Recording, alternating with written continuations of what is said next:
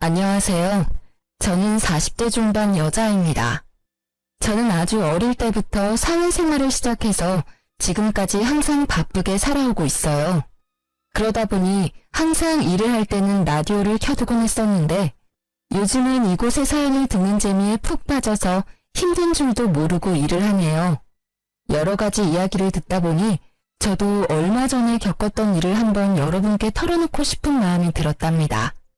그러려면 거의 20년 가까이 묻어두고 다시는 들춰보지 않으리라 다짐했던 이야기까지 여러분께 들려드려야 할 것 같네요. 한번 시작해 볼게요. 저는 3년 전부터 요양보호사로 일을 하고 있는데요. 최근에 다른 요양병원으로 추천을 받아서 옮기게 되었답니다. 정말 힘들지만 또 한편으론 보람도 있고 저의 노후를 생각해 볼 수 있어서 감사하는 마음으로 열심히 하려고 생각을 했죠. 일을 끝내고 퇴근을 하려고 병원 복도를 지나는데 휠체어를 탄 아저씨가 저를 뚫어지게 보며 제 쪽으로 점점 다가오더라고요. 무슨 일이 있나 싶어 도와드리려고 저도 다가갔는데 아저씨의 얼굴을 본 순간 자리에서 얼어붙고 말았답니다. 바로 제 전남편이었기 때문이에요. 정말 당신이 맞네. 하나님이 내 기도를 들어주셨나? 꼭 한 번은 당신을 만나고 싶다고 매일 기도를 했어. 전남편은 무슨 이산가족 상봉이라도 하는 듯이 활짝 웃으며 제 쪽으로 팔을 뻗는 게 아니겠어요. 저는 너무 어이가 없어서 남편을 피해 뒷걸음질을 쳤죠. 사람 잘못 보신 것 같네요. 저는 얼른 이 자리를 피하고 싶어서 빠른 걸음으로 입구 쪽으로 걸어갔어요. 그때 전남편이 저를 쫓아오려고 휠체어를 빨리 움직이다 그만 앞으로 고꾸라지고 말았죠. 주변에 사람이 아무도 없어서 결국 제가 가서 남편을 휠체어에 가 다시 앉혀야만 했어요. 당신 맞잖아. 여긴 어떻게 온 거야? 혹시 나 보려고 온 거야? 여보, 제발 내 얘기 좀 잠깐만 들어줘. 내가 다 잘못했어, 제발. 헤어진 게 10년은 훌쩍 넘었는데 여보라는 소리가 잘도 나오네. 역시 뻔뻔한 건 여전해? 할 말도 들을 말도 없으니까 저리 꺼져. 그렇게 전남편을 두고 집으로 돌아와 한시름 놓을 수 있었지만 머릿속에서 내내 그 초췌하고 비참한 전남편의 모습이 계속 생각이 나더라고요. 더불어서 그동안 전남편 때문에 지옥같이 살았던 제 과거의 비참한 모습도 다시 떠올라 버렸죠. 이번 자리를 통해 다 털어놓고 이제 제발 모두 잊고 살고 싶은 마음이에요. 전남편과의 악연이 시작된 건 20대 후반쯤이었어요. 저는 고등학교에 들어가자마자 단둘이 살던 아버지가 돌아가셔서 친척집을 전전하며 학업을 마쳐야만 했어요. 그때 서러워서 흘린 눈물을 합친다면 한강도 모자랄 거예요. 저는 돈을 벌어야겠다는 생각으로 고등학교 졸업하자마자 대기업의 생산직으로 들어가서 일을 하기 시작했죠. 3교대를 해서 밤낮이 바뀌고 몸이 너무 힘들었지만 그만큼 점점 늘어나는 월급을 보며 하루하루 버틸 수 있었답니다. 그렇게 8년 가까이 일을 하니 어느새 선임이 돼서 한결 여유로워지더라고요. 어느 날 같이 일하는 친한 언니가 말을 하더라고요. 내가 매주 롤러스케이트 동호회 나가는데 같이 가볼래? 넌 맨날 일만 하고 사니? 바람 좀 쐬고 남자도 좀 만나고 그래야지. 얼굴도 이쁜 게. 내 처지에 무슨 남자야. 난 열심히 돈 모아서 내 힘으로 아파트 살 때까지 남자 안 만날 거야. 그러지 말고 이번에 한강 가서 탈 건데 같이 가자. 너 한강도 한 번도 안 가봤지? 저는 그렇게 언니 손에 이끌려 처음으로 동호회를 가봤네요. 신입이라 그런지 많은 회원들이 저한테 관심을 가져서 좀 부끄러웠는데 그 중에서도 눈에 띄게 잘생긴 남자 한 분이 보이더라고요. 역시나 여러 명의 여자들에게 둘러싸여 있어서 인기가 참 많은가 보다 했죠. 그런데 어느새 그 남자가 제 옆으로 다가와서는 롤러스케이트가 서툰 저를 가르쳐주고 알려주더라고요. 그렇게 대화를 나누게 되었고 매주 동호회에 갈 때마다 그분과 둘이 산책을 하며 롤러스케이트를 타는 날들이 이어졌죠. 저희는 그렇게 동호회 내에서 공식 커플이 되었고 2년의 시간을 연인으로 지냈답니다. 저는 처음 하는 연애여서 그런지 모든 게 새롭기만 했고 남자친구에게 그야말로 푹 빠져서 지냈던 것 같아요. 어느 날 남자친구가 저에게 반지를 불쑥 내밀더라고요. 우리 결혼하자. 난 일찍 결혼해서 너 닮은 딸 낳고 안정적으로 살고 싶어. 자기, 내 사정 잘 알면서 그래? 자기는 서울에 있는 대학교도 나왔고 지금 회사도 꽤 좋은 곳이잖아. 자기 가족이 나를 받아들이겠어? 나도 너랑 크게 다르지 않아. 홀어머니와 둘이 살고 있고 아직 회사 다닌 지 얼마 안 돼서 너보다 월급도 훨씬 적잖아. 네가 어디가 어때서? 자기 말 들어보면 어머님이 자기에 대한 기대가 크신 것 같은데 부모님도 없는 내가 마음에 드실 리가 없잖아. 난 반대하는 결혼 하고 싶지 않아. 우리 그냥 이대로 만나기만 해. 무슨 소리야. 난 너랑 연애만 하려고 만나는 거 아니야. 진지하게 만나고 있고 나도 많이 생각해서 결혼하자는 거야. 넌 나만 믿고 따라오면 돼. 저는 결혼을 원하지 않았지만 남자친구가 강하게 밀어붙여서 점점 남자친구와의 미래를 꿈꾸게 되고 행복한 가정을 꾸리고 싶던 마음이 생기더라고요. 외로운 제 삶에 가족이 생기는 거니까 허락만 된다면 꼭 이루고 싶었죠. 그렇게 남자친구만을 믿고 시무와 처음으로 만나게 되었어요. 주말에 식당에서 만나게 되었는데 저를 보고는 아주 늘씬하고 예쁘다며 마음에 드신 듯한 모습이었어요. 그래서 좀 기대를 했었는데 곧 제 집안 사정과 직업을 들으시고는 얼굴이 구겨지시더라고요. 사실 내가 우리 아들 결혼은 생각해보지도 않아서 좀 당황스럽네. 오늘은 그냥 교제하는 친구 만나서 밥 한번 먹는 걸로 하고 결혼 얘기는 좀 천천히 하자. 아참, 내가 이 근처에서 약속이 있어서 금방 일어나야 될 것 같네. 시무는 만난 지 30분도 안 돼서 밥도 제대로 먹지 않고 나가버리더라고요. 엄마가 좀 마당발이시거든. 그래서 약속이 많으셔. 네가 이해해. 다음에 정식으로 인사드리자. 저는 본능적으로 시무가 저를 마음에 들어하지 않는다는 걸 느낄 수 있었어요.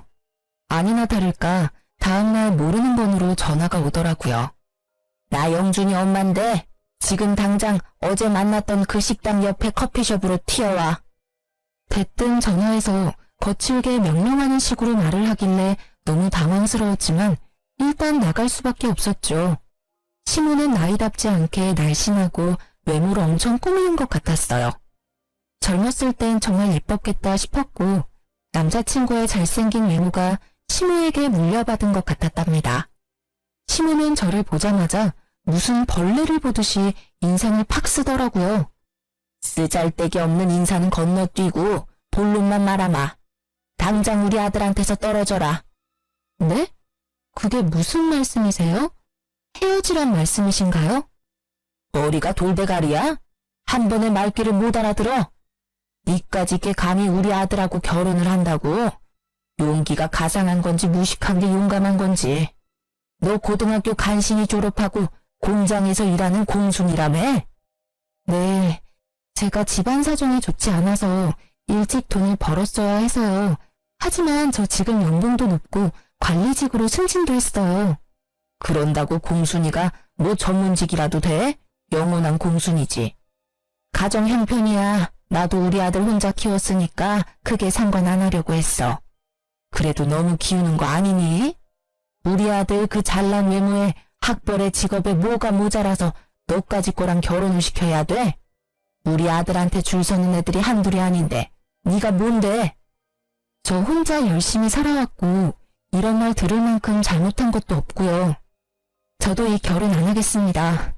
이만 가볼게요. 저는 악소리를 질러대는 시무를 뒤로하고 냉정하게 나와버렸어요. 혼자 사는 게 속 편하지 처음부터 이렇게 반대하는 결혼을 뭐하러 하겠어요. 그리고 그 후로 남자친구의 연락도 받지 않고 남자친구가 찾아올까봐 공장 기숙사에서 잠시 지내기도 했죠.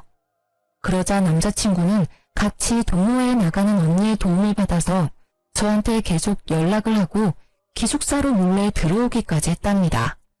제가 무수하게 헤어지자고 밀어냈지만 남자친구는 제가 사는 집에 들어와서 같이 살기까지 했고 저도 사랑하는 사람을 더 이상 밀어낼 힘이 없었죠. 거기다가 남자친구가 밀어붙여서 얼떨결에 혼인신고까지 하러 가게 되었어요. 혼인신고를 했다는 걸 알게 된 시모가 저희 둘을 집으로 부르더라고요. 철없는 10대도 아니고 어떻게 혼인신고를 덜컥 할 수가 있어? 네가 제정신이니? 엄마가 그렇게 말도 안 되는 반대를 하는데 어떡해? 나는 이 사람이랑 같이 살 거니까 엄마가 양보해. 아유, 내가 너 때문에 환장한다. 어쩜 그렇게 다혈질이 네 아버지를 빼닮았니? 그래, 혼인신고까지 했다니 어쩌겠니? 대신 결혼식은 나중에 하고 일단 너는 이 집에 들어와서 살아라. 이 집에요? 셋이 살기엔 너무 좁은데 불편하지 않으시겠어요? 내가 불편할 게 뭐 있어? 네가 들어와서 하는 거 봐서 결혼식을 하든 나가서 둘이 살던 하게 할 거니까 들어와서 한번 지내봐. 네, 알겠어요. 제가 어머님께 잘할게요. 지켜봐 주세요. 저는 제가 남편에 비해 많이 기운다는 걸 잘 알고 있으니 시집살이를 해서라도 시모에게 인정을 받고 한 가족이 되고 싶은 마음이 컸어요. 그래서 바보처럼 그 좁은 집으로 들어가서 함께 살게 되었죠. 저는 3교대로 일을 해서 밤새 일을 하고 아침에 들어오는 달도 있었지만 힘든 내색하지 않고 매일 아침마다 따뜻한 밥과 국을 새로 해서 아침상을 차렸어요. 지금 생각하면 참 바보 같고 쓸데없는 짓이었지만 그때 당시에는 그렇게 매일 밥을 해서 남편을 먹이는 것도 행복했고 매일 하면 언젠간 시모도 저를 인정해 줄 거라는 희망이 있었던 것 같아요. 혼자 살다 보니 사실 요리를 잘하는 편은 아니었지만 시모가 가정교육도 못 받았다는 말을 하지 않도록 주변 언니들한테 물어보고 배워서 매일 다른 반찬을 만들려고 노력했었죠. 남편도 처음엔 감동하고 고마워하더니 시간이 지날수록 아침상을 받는 걸 당연하게 생각하는 것 같았어요. 나중엔 반찬이 허술하다고 저를 타박하기도 했었으니까요. 그뿐만 아니라 청소며 빨래며 모두 제 차지였고 퇴근하고 집안일까지 하면 매일 자정을 넘겨서야 쉴 수 있었어요. 시모는 비교적 젊었지만 아무런 일을 하지 않았는데 뭐가 그리 바쁜지 매일 약속 있다고 나가더라고요. 제가 들어오기 전까지는 어떻게 집안일을 한 건지 단 한 번도 도와주지도 않았죠. 혼자 살 때는 일만 하고 나머지 시간은 혼자 쉬면서 저만의 일상을 보냈는데 결혼을 하고 나니 제가 모든 집안일을 떠맡아서 너무 힘들고 피곤했어요. 하지만 제가 자발적으로 시집살이를 하겠다고 기어들어왔으니 누구에게 하소연을 할 수도 없었고 제 가슴은 썩어 문드러져 가고 있었답니다. 결혼한 지 얼마 되지 않아 시모는 저한테 매달 용돈을 달라고 요구하기 시작했죠. 네가 우리 아들보다 돈도 더 잘 번다며? 말로만 하면 뭐해? 며느리가 돼서 시험이 용돈도 안 챙겨주니? 이렇게 못 배운 티를 내니. 용돈이요? 영준 씨가 매달 드린다고 하던데요? 영준이는 영준이고 너는 너지. 돈 자랑 그렇게 하더니 왜 입을 싹 닦아? 당장 오늘부터 매달 50만 원씩 보내라. 지금도 시부모님 용돈으로 50만 원씩이라고 하면 적은 돈은 아니잖아요. 10여 년 전엔 더 큰 돈이었는데 저는 어쩔 수 없이 시모에게 매달 돈을 줘야만 했어요. 그것도 남편에게는 말하지 말라고 해서 비밀로 하고 줘야만 했죠. 시모에게 돈을 주다 보니 막상 제가 쓸 돈도 모자르고 저축은 전혀 할 수가 없게 되었답니다. 저는 제가 할 수 있는 건 최선을 다해서 시모와 남편에게 해주려고 노력했어요.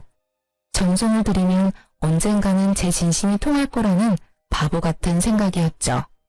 하지만 매번 돌아오는 건 천의 고아의 무식한 공순이라는 시모의 비아냥뿐이었답니다. 그렇게 열정적이었던 남편도 막상 같이 살게 되자 눈에 띄게 사랑이 식어가는 게 보일 정도로 차갑게 굴기 시작했죠.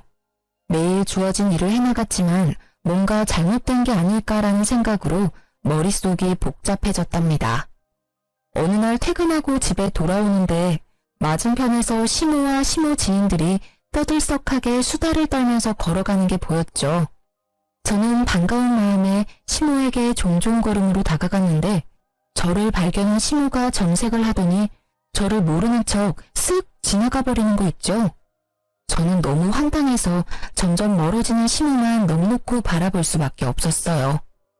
기운이 빠져서 힘없이 집에 들어오니 먼저 와 있던 시모가 저한테 물건을 막 던지며 소리를 지르는 게 아니겠어요?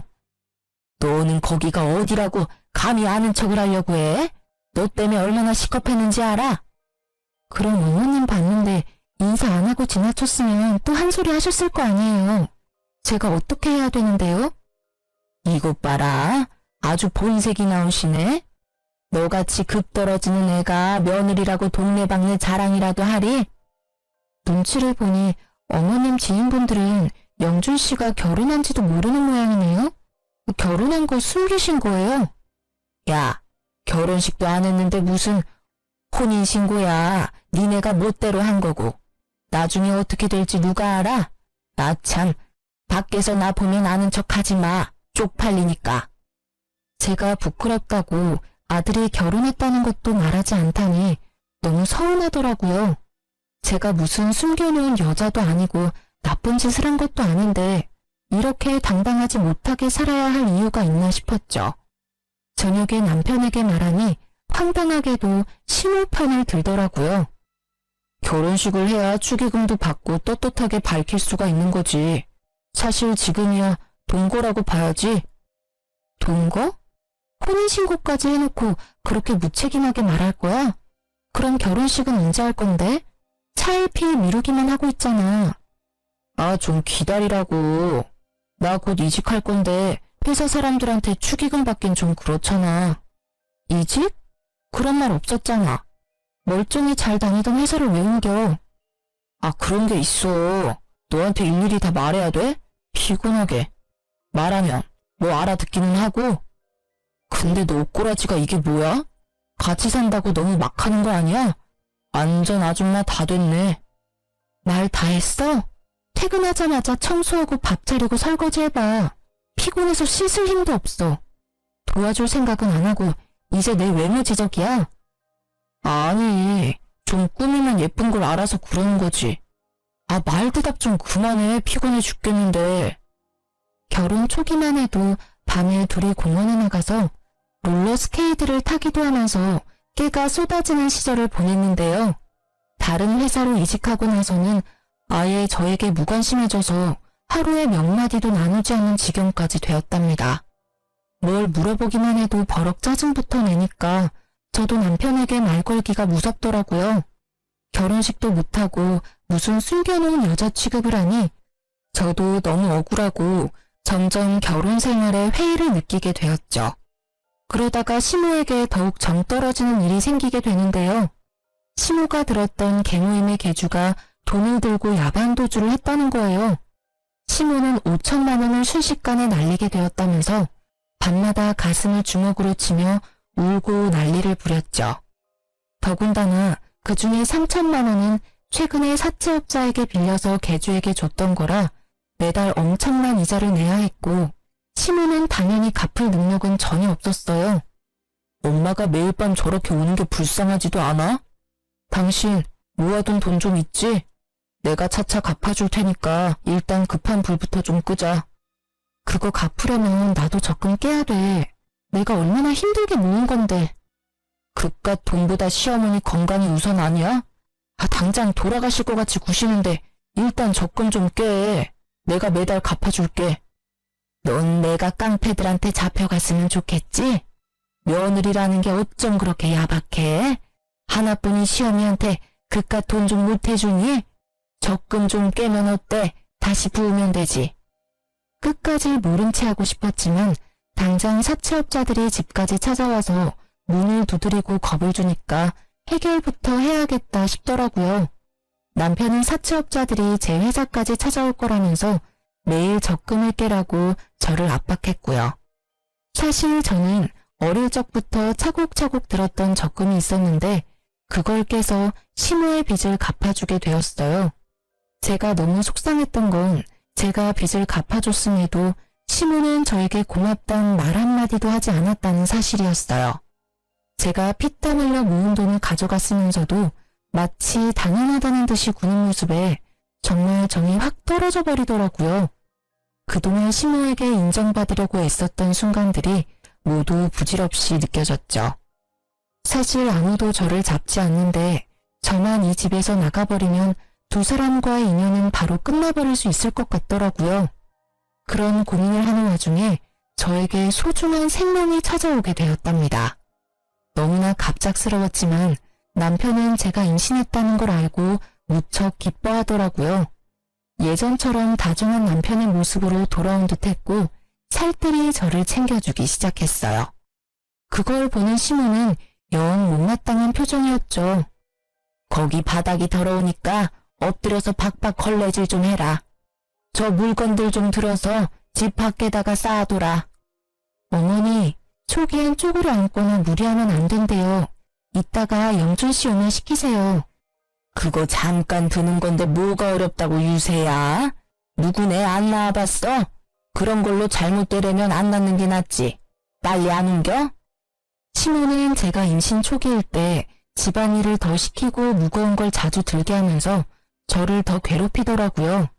그땐 막연히 임신했어도 봐주지 않는다고만 생각했는데 지금 생각해보면 아기를 원하지 않아서 잘못되게 하려고 했던 것 같아 소름이 끼치네요. 저는 건강하게 아기를 낳고 싶어서 회사도 휴직했고 제 돈으로 맛있는 거 사 먹어가면서 아기를 지켜나갔어요. 그렇게 남편을 닮아 코가 오똑한 아들을 품에 안을 수 있었답니다. 아들을 낳고 품 안에 처음 안아본 날이 제 인생에서 가장 행복한 날이었어요. 그동안 시모와 남편에게 철없고 서운했던 건 모두 잊고 아기와 함께 한 가족으로 잘 살아보려고 다짐도 했었죠. 그렇게 집에서 아기를 돌보는데 빌라가 너무 좁아서 거실에서 아기와 생활하다 보면 물건들이 가득 차서 발 디딜 틈도 없더라고요. 화장실이 너무 좁아서 아기 욕조 넣고 목욕시키기도 너무 힘들었어요. 남편은 새로 이직한 회사 일로 바빠서 매일 밤 늦게 들어왔고 시모는 단 한 번도 육아를 도와주지 않았어요. 정말 매정할 정도로 아기 얼굴도 잘 쳐다보지 않더라고요. 아무리 제가 미워도 자신의 손주한테까지 이렇게 정이 없을 수가 있는지 기가 찼죠. 어머니, 저 잠깐 밥 좀 먹게 아기 좀 봐주실 수 있을까요? 혼자 잘 누워있고만 뭘 봐? 애 앞에 두고 밥에 국 말아서 후루룩 마시면 되지. 요즘 영준 씨도 매일같이 늦게 들어와서 저 혼자 하루 종일 아기를 보려니 너무 힘들어서요. 저 씻은 지도 며칠 됐어요. 잠깐만 좀 봐주세요. 네 애를 네가 봐야지 왜 나한테 봐달래? 내가 언제 손주 낳아달라든? 네가 좋아서 낳은 걸 가지고 왜 나한테 떠넘겨? 나 나가야 돼. 비켜. 아무도 도와주는 사람 없이 하루 종일 아기와 씨름하려니 정말 미쳐버리겠더라고요. 그나마 믿을 사람은 남편뿐인데 남편은 밤에 아기가 울어서 짜증이 난다면서 어느 날부턴 외박까지 일삼기 시작했죠. 주말에 저는 새벽부터 일어나서 아기를 보고 있는데 남편은 태평하게 늦잠을 자는 걸 보니 부하가 치밀어 올라 남편을 흔들어 깨웠어요. 주말엔 아기 좀 봐야지 언제까지 잘 건데 내가 얼마나 힘든 줄 알아? 나 혼자 애 만들었어? 아빠라는 인간이 어쩜 그렇게 애를 쳐다도 안 봐. 당신은 귀찮다고 외박하고 다니고 도대체 어디에 있다 오는 거야? 아, 정말 귀찮게. 일하다가 늦어지면 외박도 하는 거지. 너 지금 일 안 하잖아. 그럼 네가 애를 보는 게 맞는 거 아니야? 그래, 이렇게 나온다 이거지? 오늘 당신 일 안 하잖아. 그럼 당신이 애 보면 되겠네. 저는 남편에게 아기를 안겨버리고 지갑만 챙겨서 집을 나와버렸어요. 남편이 계속 전화를 해댔지만 다 무시해버리고 하루를 여관에서 혼자 보냈죠. 오랜만에 혼자 있으니 몸은 참 편했지만 아기가 걱정이 돼서 마음이 너무 불편했어요. 결국 다음날 오전에 집으로 들어갔죠. 집 안으로 들어가자 시모가 우는 아기를 안고 어쩔 줄 몰라 하고 있고 남편은 아기가 토한 우유를 닦고 있더라고요. 저를 발견한 시모가 악을 쓰면서 저에게 아기를 거칠게 넘겨주었답니다. 무식해도 정도가 있지 어디 베어먹지 못하게 애를 두고 나가? 너 때문에 내가 얼마나 고생을 했는지 알아? 아우 삭신이야. 야, 이러고도 네가 엄마냐? 애를 버리고 나가? 너 진짜 무서운 애였구나. 오히려 잘 됐어. 어젯밤 덕에 너랑 갈라서야겠다는 확신이 들었다. 당장 헤어지자. 뭐? 헤어져? 고작 하루 애 두고 나갔다고 이혼을 하자고? 제정신이야? 너나 애나 다 지겨워. 집에 들어오는 게 지긋지긋해. 애초에 너는 나랑 급이 안 맞는 애였어. 내가 뭐에 씌였었나 보다. 이제야 네가 제정신으로 돌아왔구나. 그러게 엄마가 계속 말했잖아. 쟤는 아니라고. 애까지나 구이게 뭐니? 저는 분노가 치밀어 올라서 주체가 안 되더라고요. 저는 남편의 뺨을 사정없이 세게 내리쳤어요. 지금 말 다 했어? 내가 지금까지 어떤 마음으로 견뎠는데. 뭐? 급이 안 맞아? 네가 얼마나 대단한데 나한테 그딴 말을 해? 이게 미쳤나? 누굴 때려? 잔뜩 흥분한 남편이 신발장에 있던 롤러스케이트를 저한테 던졌어요. 단단한 바퀴가 제 머리를 강타했고 저는 비명을 지르며 손으로 머리를 감쌌죠. 그때 손에서 축축한 느낌이 들어서 손을 보니 피가 잔뜩 묻어나왔어요. 찢어진 이마가 아픈 것보다 남편과 저를 이어주었던 롤러스케이트에 얻어맞은 제 모습에 가슴이 무너져 내리더라고요. 시모는 벌써 나가버려서 자취를 감췄고 남편은 제 피에 놀랐는지 주춤대다가 그대로 현관문을 열고 나가버렸답니다. 아기는 얼굴이 벌개져서 악을 쓰며 울고 저는 피를 철철 흘리며 남편이 나간 현관문을 뚫어지게 노려보았어요. 저는 충격과 배신감으로 한참 움직이지 못하고 있다가 아기 울음에 정신을 차려서 일단 손을 씻고 아기를 달래기 시작했죠. 이마에서는 계속 피가 흘러내리고 있었고 아기가 조용해진 뒤에야 저는 혼자서 지혈을 해서 간신히 피를 멈출 수 있었답니다. 그렇게 며칠이 지났고 시모도 남편도 집에 들어오지 않더라고요. 저는 혼자 미친 사람처럼 서럽게 울면서도 아기를 돌봐야 했고 너무 힘들어서 결국 친한 언니에게 연락을 했답니다. 언니는 한 걸음에 집으로 달려와 주었어요. 세상에, 이게 무슨 일이야? 너 얼굴이 왜 이러니? 나한테 연락을 했어야지. 아니, 그 나쁜 자식이 밖에선 그렇게 착한 척을 하면서 널 이렇게 만들었단 말이야? 언니, 나 아직 병원에도 못 가봐서 병원 좀 갔다가 남편 좀 만나고 올게.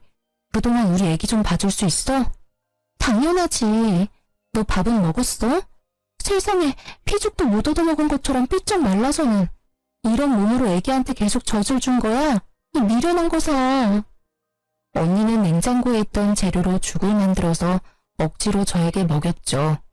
저는 언니 덕에 병원에 가서 찢어진 이마 치료를 받고 남편의 회사로 찾아갔답니다. 제가 건물 앞에 도착했을 때 마치 짠 것처럼 남편이 그 앞에서 고급 승용차에서 내리더라고요. 남편이 문을 열어주자 고급 투피스를 빼입은 여자가 미소를 지으며 내렸어요. 그리고는 둘이 다정히 팔짱을 끼고 여자는 남편의 어깨에 얼굴을 기댄 채 건물 안으로 걸어 들어가는 게 아니겠어요? 저는 달려가서 남편의 어깨를 붙잡았답니다. 뒤돌아본 남편이 저를 보고는 화들짝 놀라며 여자를 살짝 밀쳐내더라고요. 당신이 여긴 어떻게 알고 왔어? 네 눈엔 내가 바보 천치로 보여? 내가 네 회사 주소도 모르고 있었을까봐. 아, 이 여자가 와이프? 얘기 듣던 대로네. 여자가 저를 머리부터 발끝까지 훑어보더니 비웃음 짓는 게 아니겠어요. 저는 분노와 수치심이 밀려와서 몸이 부들부들 떨려왔답니다. 이 여자는 뭐야? 너 바람 펴? 그래서 이혼하자는 거였어? 이 인간 말종 같은 자식아. 남의 회사 앞에서 소란 피우지 말고 진정 좀 해요. 이러니까 급 떨어진다는 소리나 듣지. 그래요. 우리 사랑하는 사이니까 그쪽이 양보 좀 해서 이혼 좀 해줘요. 내가 위로금은 섭섭지 않게 줄 테니까. 뭐라고? 넌 뭐 얼마나 대단한데 나를 무시해? 그래봤자 상간녀 주제에. 저는 여자의 긴 머리채를 잡고 마구 흔들기 시작했어요. 여자는 저보다 키가 작아서 저를 막지 못하고 마구 휘둘리며 비명만 질러댔죠. 남편이 그런 저를 말리려고 제 손을 마구잡이로 던지더라고요. 제가 멈추지 않자 저를 세게 밀쳐서 저는 바닥으로 고꾸라졌죠. 여자를 껴안고 머리카락을 쓸어넘기는 남편을 보고 부하가 치밀어서 남편에게 달려들었어요. 지금 생각해보면 며칠을 굶고 죽밖에 못 먹었던 제가 어디서 그런 힘이 나왔는지 모르겠어요. 악에 받쳐서 그런 행동을 할 수 있었던 거였겠죠. 저는 남편의 머리를 마구 뜯기 시작했고 곧바로 남편 뺨을 사정없이 때려댔죠. 이번에는 상간녀가 제 허리를 잡고 뜯어말리더라고요. 점점 사람들이 몰려들자 상간녀가 곤란해하는 게 바로 느껴졌어요. 그래서 더욱더 남편에게 달려들어 물귀신처럼 매달리기 시작했고 사람들이 우리를 둥글게 구경을 하기 시작하더라고요. 저는 이때다 싶어 큰 소리로 말했죠. 남의 남편이랑 바람을 폈으면 싹싹 빌어도 모자랄 판에 돈 줄 테니까 이혼하라고. 그래, 어디 한번 얼마를 줄지 기대하고 있을 테니까 보따리로 한번 싸갖고 와봐. 상간녀 주제에 고상한 척 잘난 척 하지 말고. 저는 긴 머리로 얼굴을 필사적으로 가리는 상간녀를 팍 밀치고 건물을 나왔죠. 집으로 돌아오는 내내 눈물이 주체할 수 없이 흐르더라고요. 아기 때문에 화가 나서 이혼이란 말이 튀어나왔을 거라고 생각했는데 남편에게 다른 여자가 생겼다니 믿어지지가 않더라고요. 거기다 내 초라한 몰골과 비교가 되게 화려하고 고상한 모습을 보니 비참하고 제 자신에게도 화가 얼마나 나던지요. 제 인생에서 남자는 남편 한 사람뿐이었고 그래서 저의 모든 것을 남편을 위해 희생했었는데 그야말로 헌신짝이 되어버린 거니까요. 더군다나 갓난쟁이 아기까지 있으니 어떻게 살아가야 하는지 막막했어요. 다음날 얘기를 다 들었는지 시모가 집으로 왔더라고요. 그동안 어디서 지냈던 건지 아주 얼굴이 더 좋아졌고 비싸 보이는 옷을 입고 있었어요. 너 어제 영준이 회사 가서 난리를 쳤다며? 그렇게 못 배운 티를 내고 싶니? 우리 한 사장이 너 때문에 얼마나 곤란해졌는 줄 알아? 그 상간녀가 한 사장이에요? 그 회사 사장이라고요? 상간녀라니 말 조심 못해? 얼마나 대단한 분인 줄 알아? 영준이보다 4살 많은데 그 큰 회사 대표에다 재산이 어마무시하다. 그런 여자가 좋다는데 어떤 남자가 마다해? 이제야 기억이 나네요. 영준 씨한테 그 회사 소개한 거 어머님이죠? 일부러 그런 거죠? 손주까지 있는데 어머니가 사람이에요? 소개해준다고 다 전분나냐? 둘이 잘될 팔자였으니까 그런 거지. 더 말할 거 없고 이렇게 된 거 한 사장이 두둑히 챙겨준다고 할 때 이혼해. 애랑 살려면 돈이 있어야 할 거 아니야. 현실적으로 생각을 좀 하라고. 그래도 어머니 손주인데 어쩜 그렇게 정이 없으세요? 이혼하면 다신 손주 안 보실 거죠? 어차피 재혼하면 자식이야 또 생길 텐데 지금 정리 안 하면 나중에 분란만 생긴다. 네가 원해서 낳아내니까 네가 키워라. 나나 영준이는 미련 없으니까 친권이며 양육권이며 싹 다 네가 가져가고 이혼만 해줘라. 육아하느라 정신이 없어서 남편이 했던 말을 흘려들었었는데 이제야 기억이 나더라고요. 그동안 남편이 자기 회사 대표가 대단하다면서 칭찬을 많이 했었고 저랑 비교도 많이 했었거든요. 저는 당연히 남자일 줄 알고 신경도 안 썼는데 그 상간녀였던 거죠. 시모는 어떤 모임에서 상간녀를 알게 됐는데 상간녀가 몇 년 전에 이혼을 했다는 걸 알고 남편을 그 회사로 이직하라고 계속 꼬드겼던 거죠. 시모의 소원대로 얼굴이 반반한 남편에게 상간녀가 관심을 갖게 됐고 결국 넘지 말아야 할 선까지 넘어버리게 된 것이었고요. 시모는 이 집을 나가서 상간녀가 마련해준 아파트에서 호의호식을 하며 지내고 있었던 거죠. 그러니 제가 얼마나 눈의 가시처럼 여겨졌을까요? 제가 순순히 이혼 안 하면 어쩔 건데요? 돈에 눈이 돌아서 아주 쥐도새도 모르게 어떻게 해버릴 것 같네요. 내가 누구 좋으라고 이혼을 해요? 이혼 안 하면 마음 떠난 남편 붙들고 내 구박받으면서 계속 이렇게 살 거야? 애를 생각해서라도 잘 생각해라. 한 사장 마음 바뀌기 전에. 이번에는 급에 맞는 며느리 얻으셔서 아주 좋으시겠네요. 대단한 며느리 모시고 어디 한번 잘 살아보세요. 어머님이 제 눈에서 피눈물 나게 했으니까 어머니도 언젠가 피눈물 흘리면서 후회할 날이 올 거예요. 내가 눈 똑똑히 뜨고 지켜볼 거고요. 저는 그 길로 아기를 데리고 그 집을 나와버렸답니다. 시모 말대로 이미 끝난 인연을 아기 때문에 미련하게 붙잡고 있기도 싫었고 남편이나 시무 얼굴도 다시는 보고 싶지 않을 만큼 끔찍했거든요.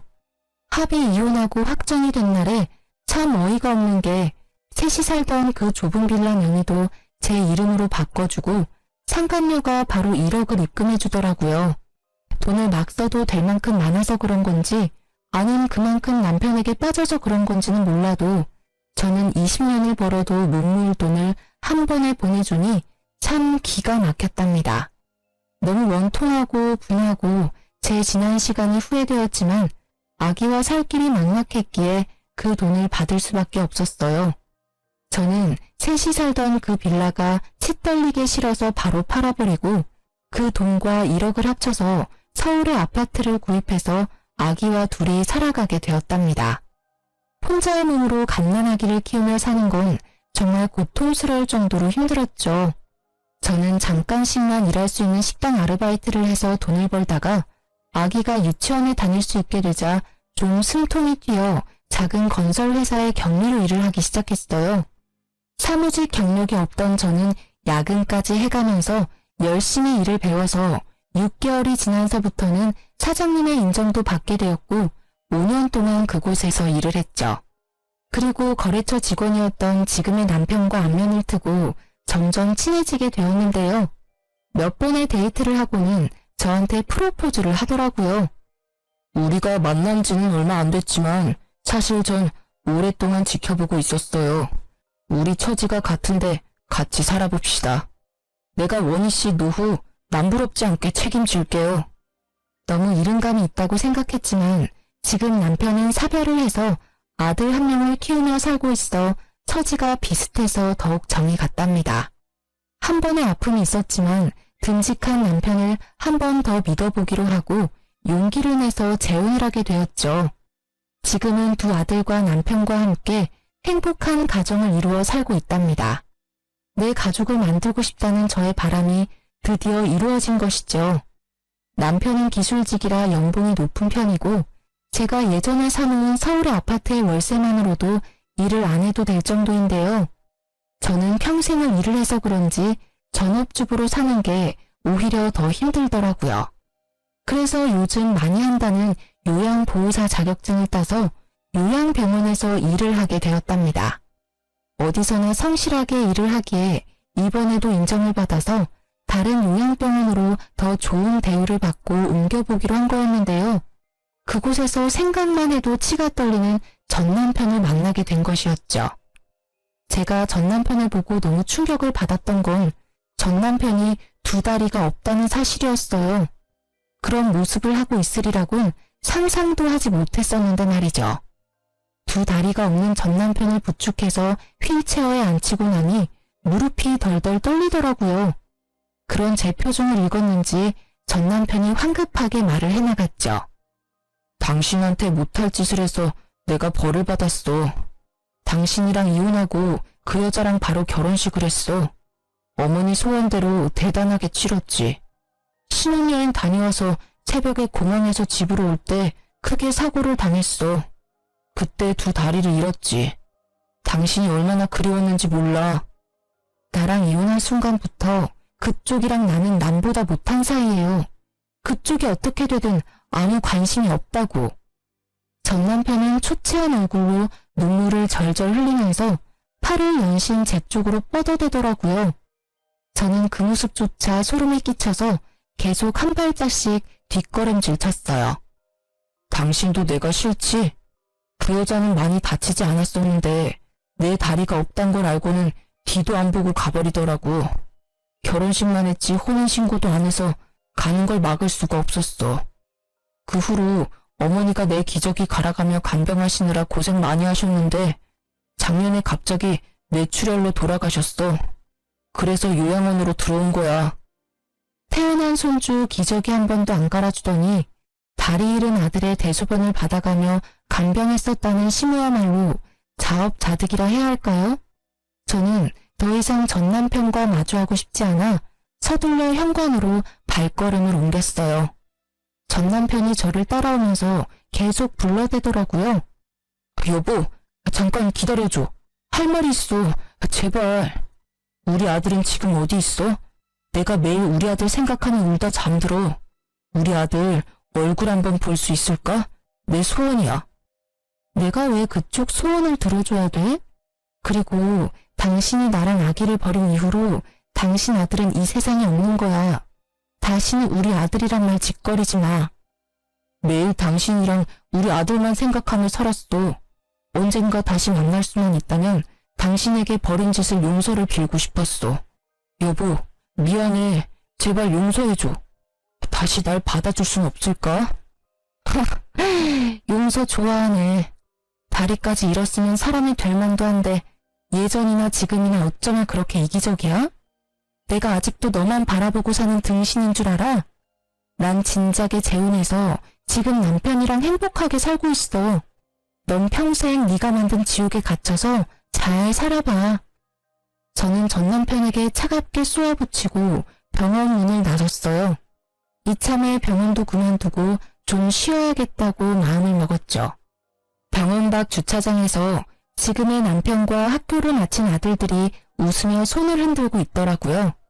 저는 혹시나 전 남편이 볼까 무서워 병원 쪽을 뒤돌아봤는데 아니나 다를까 저를 찾으려고 전 남편이 휠체어를 끌고 밖으로 나오더라고요.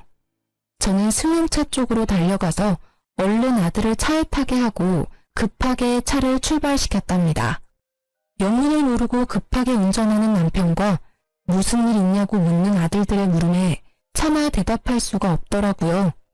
그렇게 헤어지고 마지막으로 전 남편을 마주쳤고 그 후로는 보지 못했죠. 어릴 때부터 외로운 인생을 살았던 제가 갓난아기와 함께 버려져서 또다시 혼자 이 세상의 풍파를 겪어내야 했을 때 정말 이 세상에 대한 끈을 놓아버리고 싶었던 적이 한두 번이 아니었는데요. 그 아픔을 다 견딜 수 있었던 건 저의 하나뿐인 아들 덕이었죠. 시모와 전 남편의 처참한 말로를 보니 역시 사람이 죄를 지으면 안 된다는 걸 다시 한번 느끼게 되네요. 그리고 그동안 저의 아픔도 어느 정도 보상을 받은 기분이 들어요.